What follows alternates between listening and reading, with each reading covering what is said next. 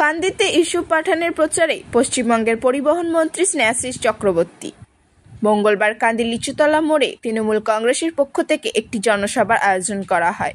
সেই সভায় 13ই মে বহরমপুর লোকসভা নির্বাচনে তার আগের দলের কর্মীদের ও কর্মী সমর্থকদের উজ্জীবিত করতে কান্দি এসে জোন সভায় ঝাঁঝালো বক্তব্য রাখেন মন্ত্রী স্নেহাশিস চক্রবর্তী। আজকের এই জনসভায় উপস্থিত ছিলেন মুর্শিদাবাদ জেলা তৃণমূল কংগ্রেসের সাংগঠনিক সভাপতি অপূর্ব সরকার, কান্দি পৌরসভার পৌরপিতা জয়দেব ঘটক সহ দলের নেতাকর্মীদের উজ্জীবিত করার উদ্দেশ্যেই এই জনসভার আয়োজন করা হয়েছে বলে জানান তৃণমূল নেতৃত্ব। এমডি রফিকের রিপোর্ট, RNews.in।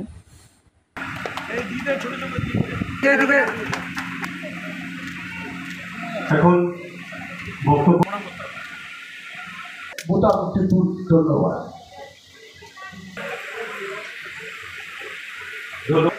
উপস্থিত আছেন বহরমপুর মুর্শিদাবাদ সাংগঠনিক জেলার সম্মানীয় সভাপতি। 2019-এ কান্দির মানুষ আমাদেরকে অভিমান ছিল, কিন্তু আমরা ভেঙে পড়িনি। কাজ তিনি কিন্তু করাননি। সকলকে মন্ত্রী মহাশয় আসছেন, ওনাকে সুন্দরভাবে কান্দি লিচুতলা বাজারে অনুষ্ঠিত হচ্ছে।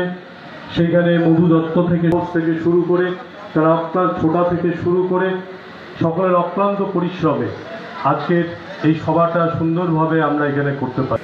বিশিষ্ট আইনজীবী সুনীল চক্রবর্তী মহাশয়, আমাদের উন্নয়নের কাণ্ডারি আমার ভাই, এই ওয়ার্ডের আমি বাসিন্দা। মর্নিং শোজ দ্য ডে, সকালবেলা সুকান্ত, আমাদের আইনজীবীরা আছে, রাজেশ ঠাকুর সহ আছে, কাউন্সিলর দুটো সেলিম যে CPM এর সম্পাদক, আমার বন্ধু যিনি মুখ্য আহ্বায়ক, যিনি মুখ্য পরিচালক, আমাদের ঠাকুমা, জয় মা বিদ্যা, জয় মা বিদ্যা।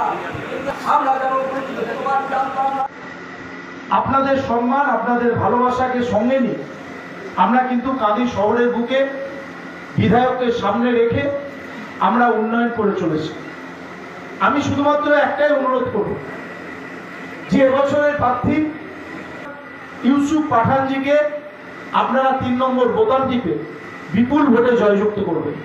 আমরা শুধুমাত্র এটুকুনি বলব যে আমাদের বিশ্বাস এই ওয়ার্ডে, এই বাজারে দাঁড়িয়ে আমরা আপনাদের সবসময় পাশে থাকার চেষ্টা করি, আপনাদের আপদে বিপদে থাকার চেষ্টা করি। হয়তো সুখের দিনে হয়তো আমরা থাকতে পারি না, কিন্তু দুঃখের দিনে, বিপদের সময় আমরা কিন্তু আপনাদের পাশে থাকি।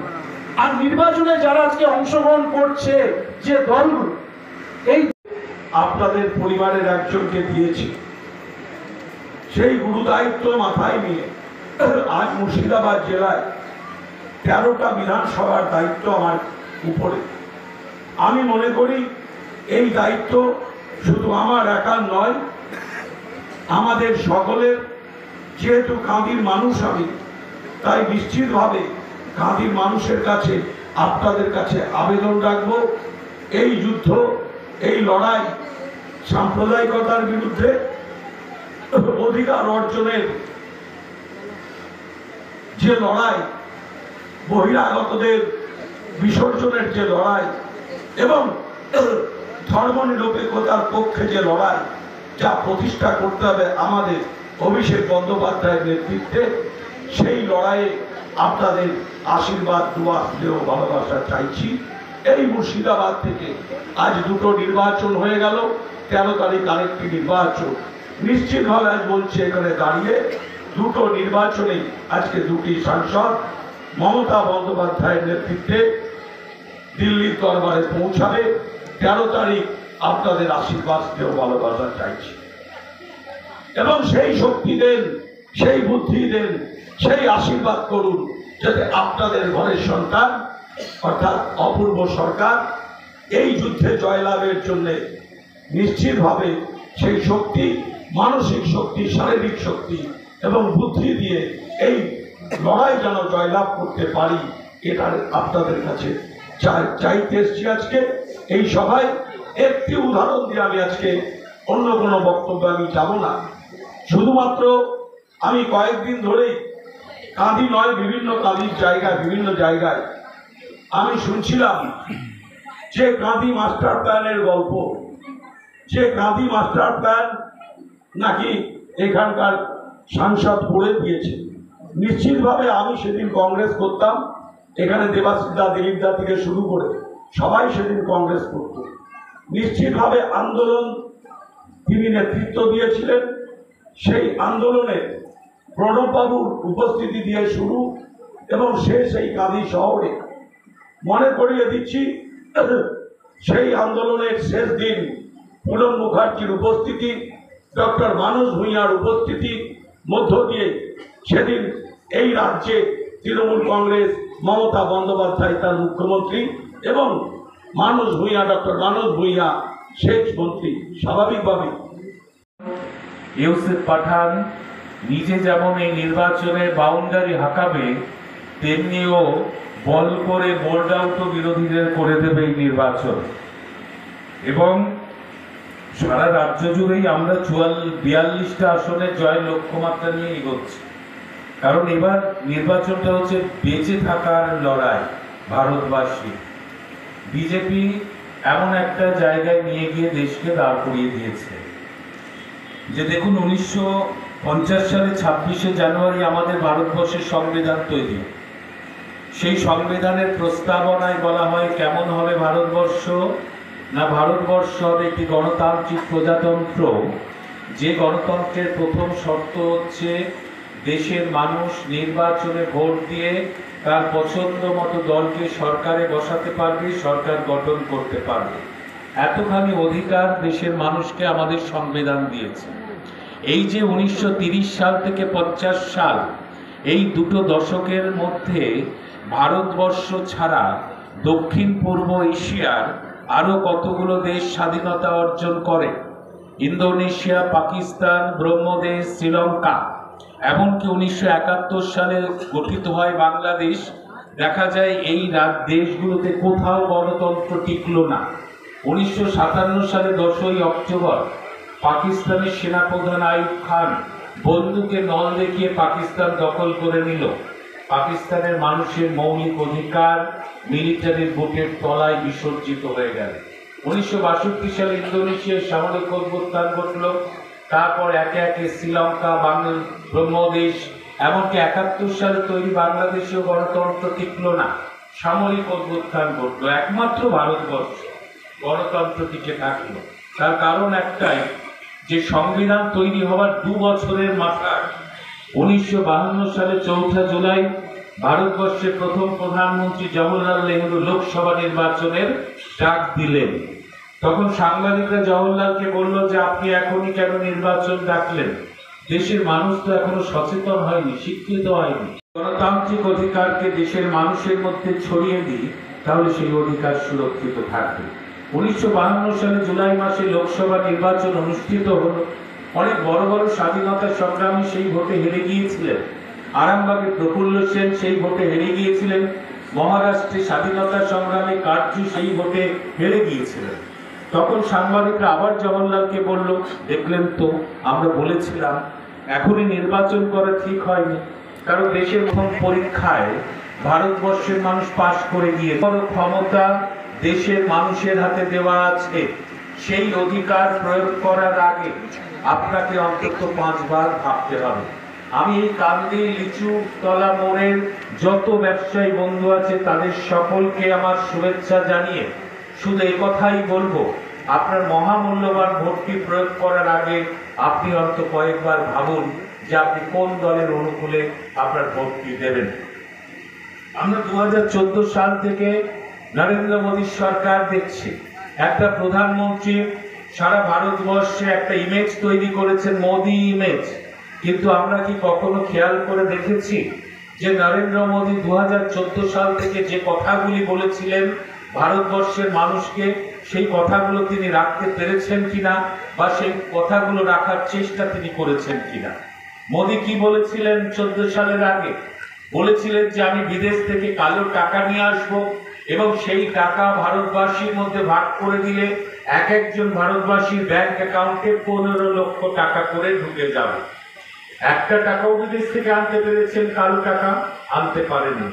এমনকি বিদেশে কালো টাকা, সুইস ব্যাংকে যে ভারতীয়দের কালো টাকা আছে তাদের নামটা প্রকাশ্যে আনার ক্ষমতাও নরেন্দ্র মোদীর হয়নি, বরঞ্চ তার আমলে ভারতবর্ষের কালো টাকা বিদেশি ব্যাংকে আরো 10% বৃদ্ধি পেয়েছে। কথা রাখতে পারেননি নরেন্দ্র মোদী। পরে অমিত শাহ একটা মিটিংয়ে বলেছিলেন ওটা জুমলায় পরিণত হয়েছিল। তার কথা বলেছিলেন 2 কোটি করে বেকারের চাকরি দেবেন প্রতি বছর, 10 বছরে 20 কোটি ভাগ করলে এক একটা লোকসভায় 60 থেকে 65 হাজার বেকারের চাকরি হওয়ার কথা। 6 জনের হয়েছে? হয়নি। নরেন্দ্র মোদী যা বলেছিলেন কথা রাখতে পারেননি। তিনি কি বলেছিলেন? বলেছিলেন मैं प्रधानमंत्री नहीं बनना चाहता हूँ, मुझे चौकीदार समझ लीजिए।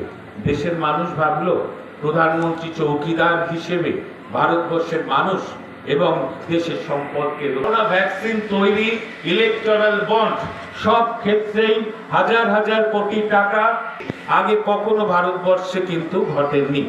যে সমস্ত ব্যবসায়ীরা কেন্দ্রীয় সরকারে বড় বড় বরাদ পেয়েছে তারা ইলেকটরাল বন্ডের মাধ্যমে বিজেপির পার্টি ফান্ড বড়িয়ে দিয়েছে।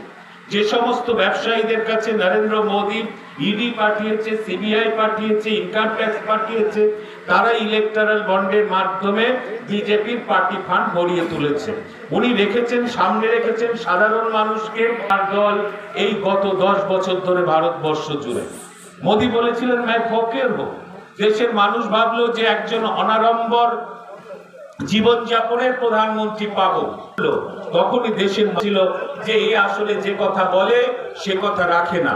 কিন্তু খেয়াল করে দেখুন, প্রতিটি নির্বাচন যখন আসে তখন নরেন্দ্র মোদী এমন একটা স্বপ্ন দেখাতে থাকেন ভারতবাসীর চোখের সামনে, এমন একটা ইলিউশন তৈরি করেন, এমন একটা প্রেম বর্ষণ করতে থাকেন যেন এই মায়াবী চাঁদের রাতে রেখে হাত তোমার হাতে, মনে এক গোপন কথা তোমায় বলতে চাই। এটা হচ্ছে নরেন্দ্র মোদীর ভোটের আগে মানুষের প্রতি কথা, আর ভোটের পরে যখন দেশের মানুষ বলে শুনতে চাই তখন তিনি বলেন এরপরে আর গানের কথা মনে নাই।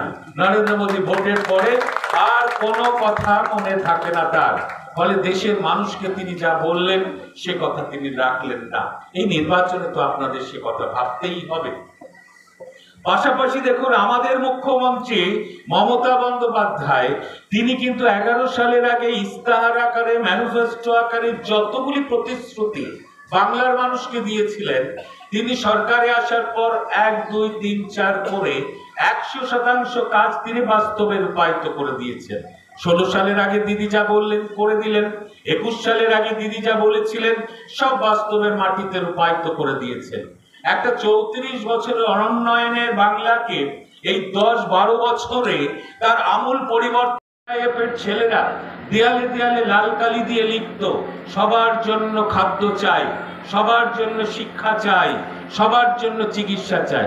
সেদিন ভাবতাম যে এত দারিদ্রতার দেশ, এত সংখ্যক ভারতবাসীকে কিভাবে একটা সরকার বিনা পয়সায় খাদ্য দিতে পারে, চিকিৎসা দিতে পারে এবং পড়াশোনার সুযোগ দিতে পারে। সিপিএম পার্টির সেই লেখাগুলো তাদের দেয়ালে থেকে গেল, সিপিএম পার্টির সেই ভাবনাগুলো তাদের বক্তৃতায় থেকে গেল, সিপিএম পার্টির সেই ভাবনাগুলো তাদের স্বপ্নে থেকে গেল। 34 বছরে সেটা বাস্তবে রূপ দিতে পারেনি বামফ্রন্ট সরকার, কিন্তু সেই স্বপ্নগুলোকে যিনি বাস্তবের মাটিতে রূপ দিয়ে দিয়েছেন 2011 সালের পর, তার নাম মমতা বন্দ্যোপাধ্যায়। তিনি বাংলার মুখ্যমন্ত্রী। তিনি বিনা পয়সায় খাদ্য দিয়ে দেখিয়ে দিয়েছেন সবাইকে বিনা পয়সায় খাদ্য, চিকিৎসা, শিক্ষা দেওয়া যায়। তাই আজকে মোদিকা গ্যারান্টির কোনো মূল্য নেই, কারণ মানুষ তার কথা বিশ্বাস করে না, বিশ্বাস করে মমতা বন্দ্যোপাধ্যায়ের গ্যারান্টির কথা। এটা এই নির্বাচনে কিন্তু আপনাদের ভাবতে হবে।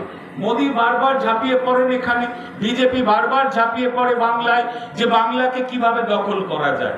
21 সালের আগে বা এই বিজেপি ঝাঁপিয়ে পড়েছিল বাংলায়। এর লাগাতার প্রধানমন্ত্রী, স্বরাষ্ট্রমন্ত্রীরা মিটিং করেছিল সারা বাংলা জুড়ে। বিজেপির মুখ্যমন্ত্রীরা এসেছিলেন, কেন্দ্রীয় মন্ত্রীরা এসেছিলেন, সমস্ত প্রিন্ট মিডিয়া, ইলেকট্রনিক্স মিডিয়াকে করায়ত্ত করে নিয়েছিল এবং 1000 কোটি টাকার উপরে ভোটে খরচা করেছিল। হিন্দু মুসলমানের মধ্যে বিরোধ তৈরি করেছিল। মমতা বন্দ্যোপাধ্যায় অভিষেকের নামে কুৎসা করেছিল। একটা নির্বাচনে যতগুলো বাজে কৌশল আছে সব বিজেপি এখানে প্রয়োগ করেছিল 21 সালের আগে, এবং এমন একটা বাতাবরণ তৈরি করেছিল যে পশ্চিমবঙ্গে মমতা বন্দ্যোপাধ্যায় জিতবে না, বিজেপি ক্ষমতায় আসবে। অনেকে ভয় পেয়ে গেলেন, তৃণমূল কংগ্রেসেও অনেকে ভয় পেয়ে গেলেন। সব থেকে যে বেশি ভয় পেয়েছিল তৃণমূল কংগ্রেসে, রাতারাতি ব্যাগ গুছিয়ে, পুটলি গুছিয়ে, বাক্স গুছিয়ে সোজা বিজেপিতে, যে আমি বাউন্ডুলে ঘুরি, যে আমায় সাধু বানাবে তার আকাশেই উড়ি বলে বিজেপির ওয়াশিং মেশিনে ঢুকে গিয়েছিল। তার নাম শুভেন্দু অধিকারী। ঢুকে তো গেলেন। অমিত শাহ লাস্ট মিটিং করলেন 21 সালের আগে, বলছেন দিদি আর জিতবে না, 200 আসন নিয়ে বিজেপি ক্ষমতায় আসবে। বললেন আপকে বার 200 পার। সে বিখ্যাত উক্তি অমিত শাহ। আমাদের দলে আবার অনেকে পাঁচিলের উপরে উঠে বসেছিল, যে জিতবে সেদিকে ঝাঁপ মারবে। কি অবস্থা তখন!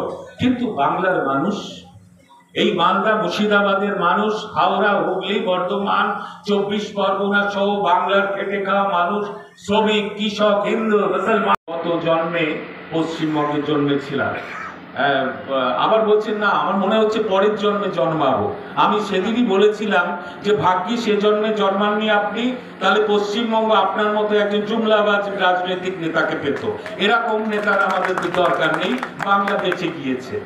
1757 সালে এই যে নদিয়ার পলাশীর আমবাগান, 23 জুন 1757 রবার্ট ক্লাইভের কাছে সিরাজউদ্দৌলার পতন হয়েছিল, যুদ্ধে হেরে গিয়েছিলেন। সেদিন রবার্ট ক্লাইভের সৈন্যবেশী ছোড়ের জন্য ভারতবর্ষ পরাধীন হয়ে গেল। ঐতিহাসিকরা বলে সেদিন যদি আমবাগানের চারপাশের মানুষ সচেতন থাকতো, যদি বুঝতে পারত যে রবার্ট ক্লাইভের কাছে সিরাজউদ্দৌলার হেরে যাওয়া মানে ভারতবর্ষে পরাধীনতার অন্ধকারে ছেয়ে যাওয়া, একটা বিদেশি শক্তির কাছে আমাদের পদানত হয়ে যাওয়া, তাহলে একটা করে ইট যদি রাস্তা থেকে তুলে ওই ব্রিটিশ সৈন্যদের দিকে ছুঁড়ে মারত, তাহলে রবার্ট ক্লাইভ জিততো না, সিরাজও হারতো। অধীর চৌধুরী তিনি নিজের ভোটের দাবি না করে, দলের ভোটের দাবি না করে তিনি বিজেপিকে আহ্বান করছে ভোট দেওয়ার। না, অ্যাকচুয়ালি অধীর চৌধুরী, মোহাম্মদ সেলিম এরা একেবারে শূন্যে পরিণত হয়েছে 21 সালের বিধানসভা নির্বাচনে, আপনারা দেখেছেন। এবং এদের মূল হিংসা, ঈর্ষা, জেলাসি যাই বলুন না কেন মমতা বন্দ্যোপাধ্যায়ের প্রতি এবং তৃণমূল কংগ্রেসের প্রতি। এদের বিজেপির বিরুদ্ধে কোনো লড়াই নেই, এদের সাথে বিজেপির আন্ডারগ্রাউন্ডে যোগাযোগ আছে এবং এরা তৃণমূল কংগ্রেসের ভোট কেটে বিজেপিকে জিতিয়ে দেওয়ার চেষ্টা করছে, এবং সেই কাজটাই সিপিএম এবং অধীর চৌধুরীর কংগ্রেস করছে। এর সাথে ভারতবর্ষের কংগ্রেসের যোগাযোগ কতটুকু, এবং পশ্চিমবঙ্গে যারা কংগ্রেস সমর্থক আছে, এমনকি সিপিএমের সমর্থক যারা আছে, যারা ধর্মনিরপেক্ষতা চায়, যারা পশ্চিমবঙ্গের ডেভেলপমেন্ট চায়, এই নির্বাচনে দেখবেন তারাও তৃণমূল কংগ্রেসকেই ভোট দেবে, এবং অধীর চৌধুরী এবং মোহাম্মদ সেলিম একেবারে থার্ড পজিশনে গিয়ে জামানত বাজেয়াপ্ত পর্যন্ত হতে পারে।